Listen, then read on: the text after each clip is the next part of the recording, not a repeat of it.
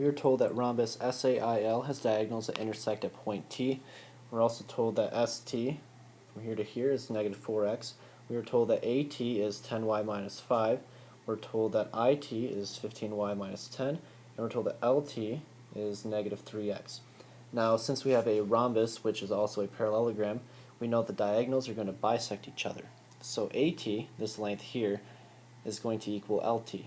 So I can set up an equation where I have 10y minus 5 equaling negative 3x. So that's what I have here with this first equation.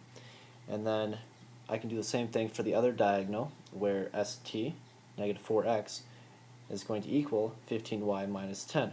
So I have 15y minus 10 equals negative 4x. So now I can solve this system of equations. So I want to multiply my first equation by negative 4 and my second equation by a 3.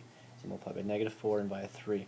So when I do that, I'm going to get here, for the first equation, negative 40y plus 20 equals 12x. And my second equation will be 45y minus 30 equals negative 12x. So now I can add them together because these will cancel. I'm left with a 0 equaling 5y minus 10. So I solve for y, and I get y is going to equal 2. And now I can use this to solve for x, where I plug 2 back into one of my original equations. So let's pick this first equation right here. So I'm going to get 10 times y, which is now 2, so 10 times 2 is 20, minus 5 equals negative 3x.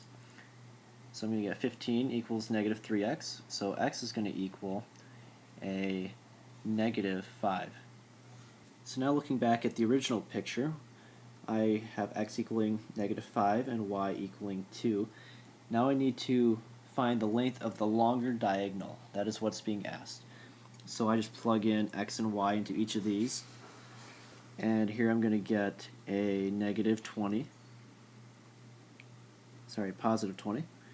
And then 10y minus 5 over here I'm going to get 15. Over here I'm going to get negative 3 times x, which is going to be 15 over here as well. And then 15y minus 10 right here is going to give me a 20. So I'm told to find the length of the longer diagonal. So this diagonal right here is going to be 20 plus 20, which is 40.